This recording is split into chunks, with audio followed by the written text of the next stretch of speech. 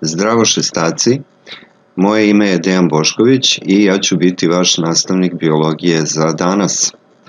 Današnja nastavna jedinica je građe ljudskog tela, hijerarhijski niz od organizma do ćelije.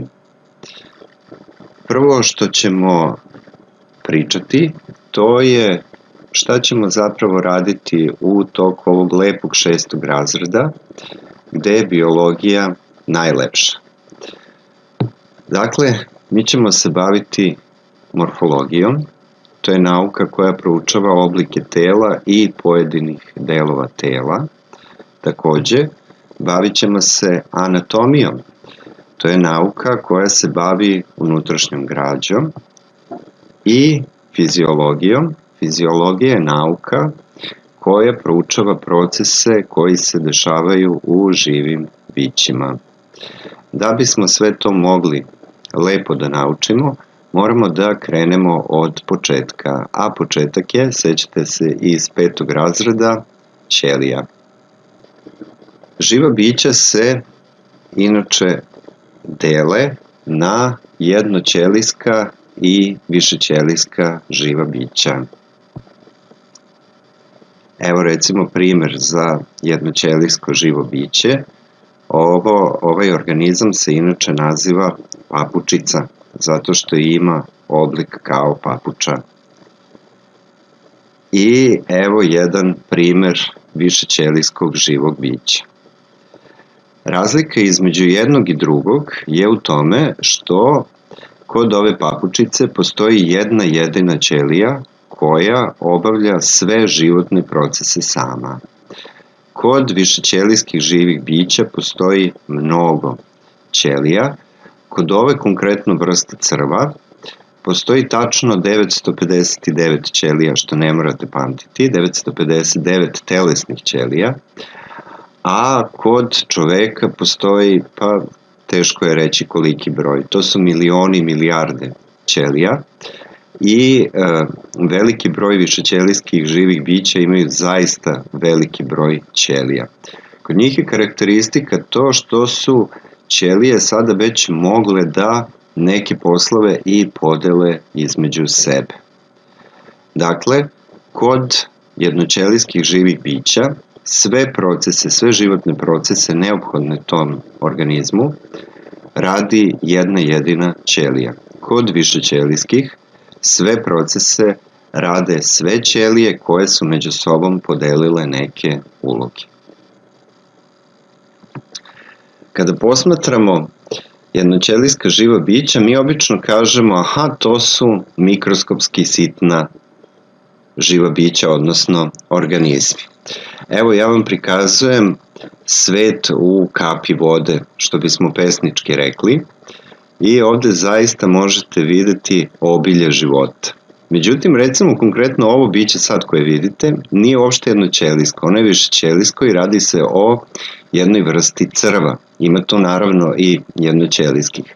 Taj crvić je toliko mali da se on ne može videti golim okom. Tu su i nekakve algice koje su končaste, neke od njih su višećelijske, ali ima tu i kolonijalnih, učit ćemo šta to znači i kao što vidimo, istina jeste da je većina jednoćelijskih živih bića mikroskopski sitna, ali i neka višećelijska živa bića takođe to jesu, neke vrste crva, račića i tako dalje.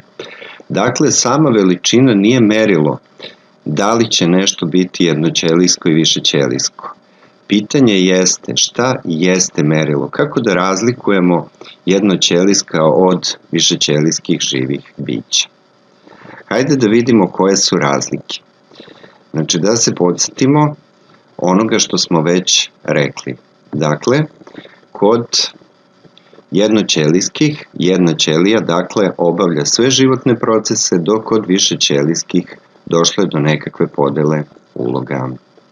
Hajde da krenemo od ćelije, pošto pominjemo jednoćelijski i višećelijski. Ovu definiciju pretpostavljam da znate već i iz prethodnih razreda.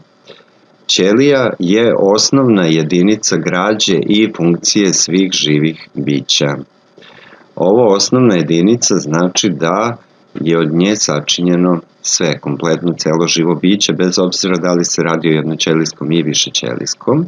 Građe znači da ćelije izgrađuju živa bića, a funkcije znači da živa bića funkcionišu zahvaljujući procesima koji se dešavaju i u samim ćelijama. I otuda je i ovakva definicija. Kod višećelijskih živih bića, doduše ne kod svih, to ćemo vidjeti kasnije, postoje tkiva. Tkivo je inače skup ćelija koje su slične građe, oblika i funkcije i istog su porekla. Kada pričamo o poreklu u ovom slučaju, mislimo na samo razviće tog organizma, na embrionalno poreklo. Dakle, kada se začne neki organizam, mi znamo da nastaje zigot. Od tog zigota posle nastaje veliki broj ćelija i određene ćelije će dati jedno tkivo, neke druge ćelije će dati drugo tkivo i tako dalje. Dakle, na to poreklo se u stvari misli, a da su slične građe i oblika, evo možemo vidjeti i na ovoj mikrografiji. Na toj mikrografiji vidimo zapravo kako od kojih ćelija je sačinjeno masno tkivo kod čoveka. Evo vidite kako te ćelije izgledaju. I kada ih uporedimo međusobno, vidimo da su one zaista nalik jedna drugoj. Ako se još više zagledamo, vidjet ćemo da nisu baš potpuno iste, ali su zaista vrlo međusobno slične. Idemo sada dalje. Veći broj tkiva zajedno sačinjavaju organe. Organi imaju specifičnu ulogu ili više uloga u nekom telu, ako su unutrašnji, ili na nekom telu ako pričamo o spoljašnjim organima. I ovde recimo vidimo prikazano srce. Srce, recimo, ovo ljudsko srce je organ u ljudskom telu.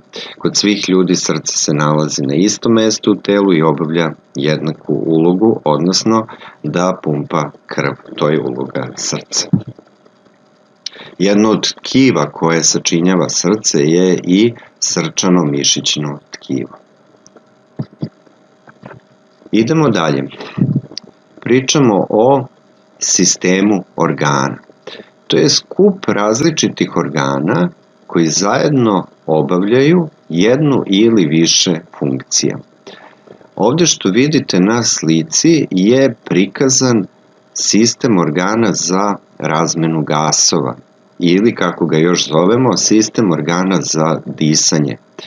Tu recimo vidimo nos, nosnu duplju, ždrelo, jednjak, izvinjavam se, nikako jednjak, nego dušnik, grkljan dušnik i pluća.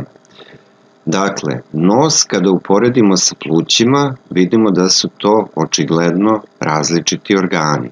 Nos se nalazi s polja, jako lepo možemo da ga vidimo, dok pluća se nalaze u unutrašnjosti grudnog koša i sasvim su drugačije građe. Međutim, i nos i pluća zajedno doprinose jednom jedinstvenom procesu, odnosno funkciji, u ovom slučaju razmeni gasova.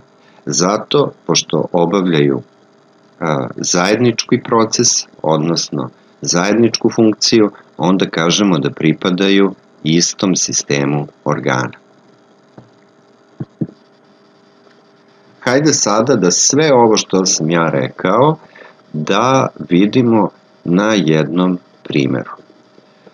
Dakle, ćelija je osnovna jedinica građe i funkcije svih živih bića. Više sličnih ćelija prema svojoj građi, obliku i ulogama i istog porekla čine tkivo. U ovom slučaju radi se o pokrovnom tkivu, ovo što vidite na slici. Ono pokriva unutrašnjost želuca. Više takvih tkiva, na primjer ovo pokrovno mišićno tkivo, ali još neka tkiva, sačinjavaju jedan organ koji zovemo želudac.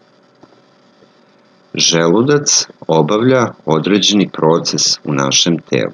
Zajedno sa tankim crevom, debelim crevom, jetrom i tako dalje, svi ti organi obavljaju jedinstven proces, odnosno varenje hrane.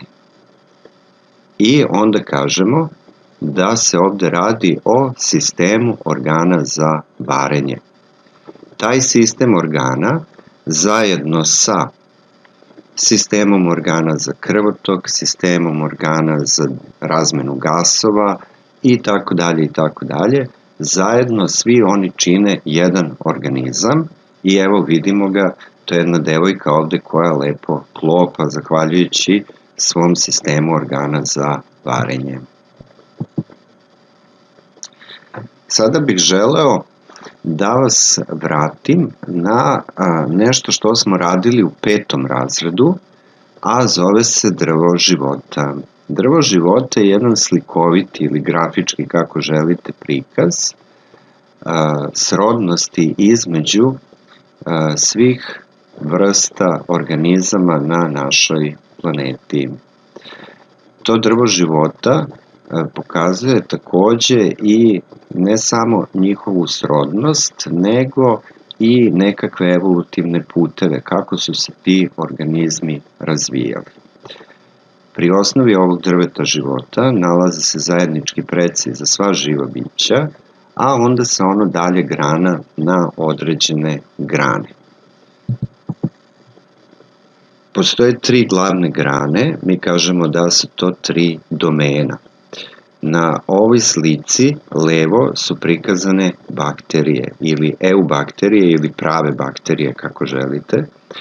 Desno su prikazane arheje, koje su nekada naučnici zvali prabakterije, ali one zapravo su potpuno drugačiji domen u odnosu na bakterije. I ova strelica koja prikazuje na gore, to su eukarije ili eukariote, odnosno organizmi koji imaju jedro u svojim ćelijama. Znate da bakterije i arheje nemaju jedro u svojim ćelijama.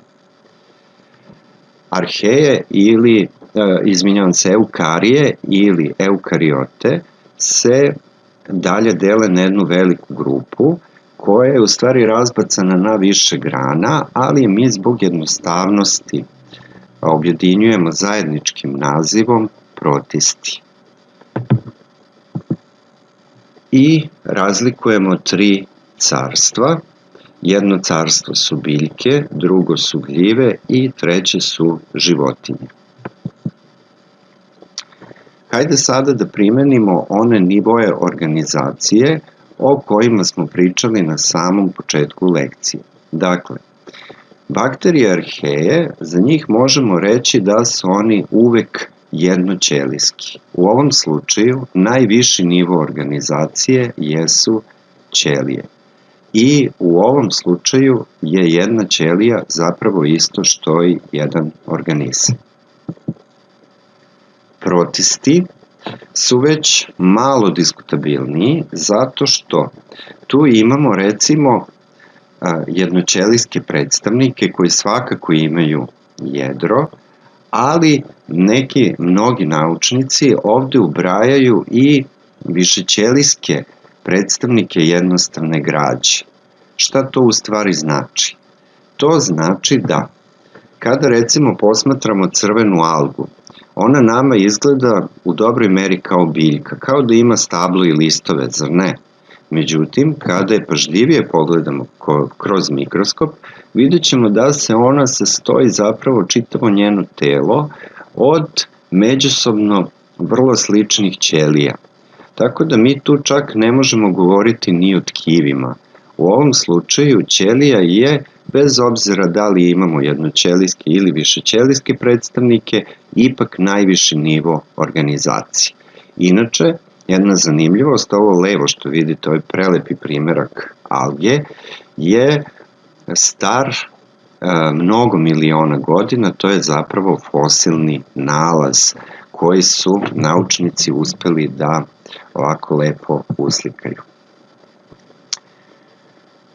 hajde da vidimo što se tiče prvog carstva, od ona 3 koje sam pomenuo, to su gljive. Gljive imamo i kao jednoćelijske predstavnike, nazivamo ih kvasci. I evo kako recimo izgledaju oni. Nekoj kasnije lekciji malo više ćemo o njima pričati, ali postoje i višećelijski predstavnici kao što su pečurke i buđe su takođe tu, ali kada bismo pogledali, iako nama pečurka na slici desno izgleda prilično komplikovan organizam, na slici levo u stvari je prikazano kako je ona građena. Ona je građena iz međusobno sličnih ćelija koje su izdužene i inače se nazivaju hife. Tako da njena građa je zapravo veoma jednostavna. I tu u najvećem broju slučajeva govorimo o ćeliji kao najvišem nivou organizacije. Dakle, ni ovde baš ne možemo reći da tu postoje neka tkiva.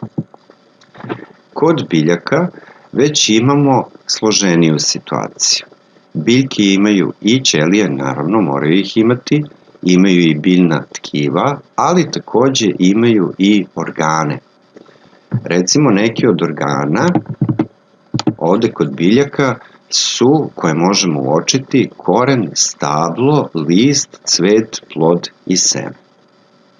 Učit ćemo i kako se dele ti organi, ali za sada je dovoljno da znamo da biljka ima kao najviši nivo organizacije organe. I životinje. Kod životinja imamo više različitih situacija. Tek u jednoj grupi životinja koje se zovu sunđeri, mi imamo vrlo jednostavnu građu koja se sastoji od međusobno sličnih ćelija. Sunđeri dakle imaju grupe ćelija i to je to. Njihov najviši nivo organizacije su ćelije. Meduza, korali, slatkovodne hidre, morske sase, oni svi pripadaju jednoj grupi koju zovemo dupljari. Malo više ćemo o toj grupi učiti u toku 7. razreda. Ali za sada, koliko god da nam ova meduza izgledala složeno, da ima tu puno nekakvih delova i ona sva prosto sjaji od boja, svetlosti i tako dalje, ona je zapravo vrlo jednostavan organizam kao i svi dupljari i kod nje je najviši nivo organizacije tkivo. Kod dupljara mi govorimo o tkivima, tu nema organa. Za neki čas vidjet ćemo kako to izgleda malo detaljnije. Međutim, sve ostale grupe životinja i najveći broj grupa životinja imaju sisteme organa. Dakle, samo kod životinja možemo govoriti o sistemima organa. Biljke i životinje svakako imaju organe, ali sisteme organa još jednom imaju samo životinje. Takav je slučaj naravno i kod čoveka. Hajde da sada uradimo jedan zadatak zajedno za koji verujem da vam neće biti preterano težak. Potrebno je da poređamo po redu nivoje organizacije tako što ćemo početi od najjednostavnijeg, a u polja ćemo upisati odgovarajuća slova. Evo, ja sam već počeo, mada siguran sam bio da biste to mogli i sami. Znači, prvo ide ćelija. Ćelija je osnovna jedinica građe i funkcije svih živih bića. Šta bi trebalo onda da ide sledeće? Evo, pustit ću vas 3 sekunde da razmislite. Tako je. Dakle, sledeće je tkivo. Tkivo je skup ćelija koje su međusobno slične po ulogama, obliku i građi, a istog su porekla. Sledeće, opet 3 sekunde. Opet ste pogodili. Dakle je organ. Organ se sastoji iz više različitih tkiva i organ je deo tela koji obavlja određenu ulogu ili određene uloge. Sledeće naravno, ide sistem organa.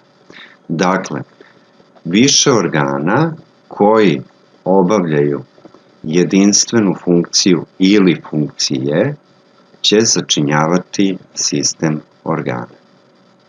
I poslednje, ono što nam je ostalo, ovde čak ne moramo više ni da ostavljamo vreme za razmišljanje, je organizam.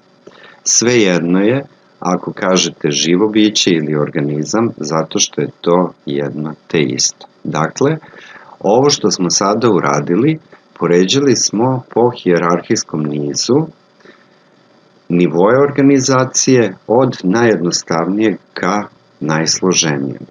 Da sam zadao zadatak da poređamo od najsloženijeg do najjednostavnijeg, uradili bismo sve isto ovako, samo naopačke.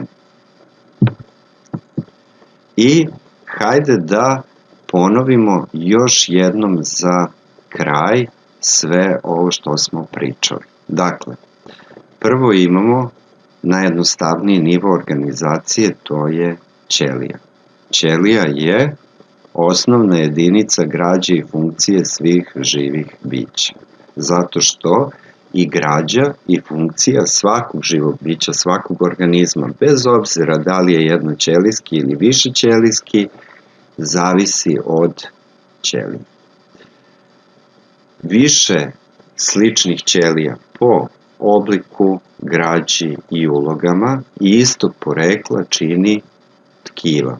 U ovom slučaju radi se o jednom od tkiva koji sačinjavaju bubreg. Bubreg je organ koji je sačinjen iz više različitih tkiva i obavlja neku ulogu ili uloge. Kod svih ljudi bubreg je sličnog oblika, nalazi se na istom mestu u telu i obavlja istu ulogu, zato što pripadamo istoj vrsti. Bubreg zajedno sa mokraćovodima, mokraćnom bešikom i mokraćnom cevi, to ćemo sve učiti inače ove godine, šta sve čini sistem organa za izlučivanje. Dakle, više različitih organa koji udruženo obavljaju jedinstvenu funkciju ili funkcije naziva se sistem organa. I na kraju, taj sistem organa za izlučivanje, kao i onaj malo pre pomenuti sistem organa za varenje, pa takođe pomenuti sistem organa za disanje i takođe pomenuti sistem organa za krvotok i još neki sistemi organa koje nisam pomenuo, ali hoću ja ili moje kolege, zapravo čini organizam, u ovom slučaju jednog čoveka. Znači, organizam ili živo biće je zapravo jedno te isto. I hajde da ponovimo i ovo, da se organizmi prema broju ćelija dele na jednoćelijske i višećelijske. Jednoćelijski organizam se sastoji iz jedne ćelije i kod njega jedna ćelija obavlja sve životne procese sama. Kod višećelijskih organizama, mislim da je to sada više nego jasno, postoji zaista veliki broj ćelija i one su među sobom podelile svoje uloge. To ste videli i u čitavom predavanju, kada smo govorili o ćeliji koja sačinjava tkivo koje sačinjava organ srce, pa onda o ćeliji koja sačinjava tkivo koja sačinjava organ pluća, pa ćeliji koja sačinjava tkivo koja sačinjava u ovom slučaju bubreg. Dakle, sve te ćelije u našem telu imaju različite uloge i one su sve zajedno organizovane da nam omoguće život. Zato ovde i pričamo o nivoima organizacije živih bića. Nadam se da vam ovo nije bilo teško, a primetili ste da sam nekoliko puta ponovio iste stvari. To sam naravno učinio da bismo dobro ponovili ovu lekciju, jer nam je važna. Ovim terminima ćelija, tkivo, organ, sistem organa i organizam ćemo se služiti u narednim lekcijama i veoma je važno da razgraničimo šta je šta.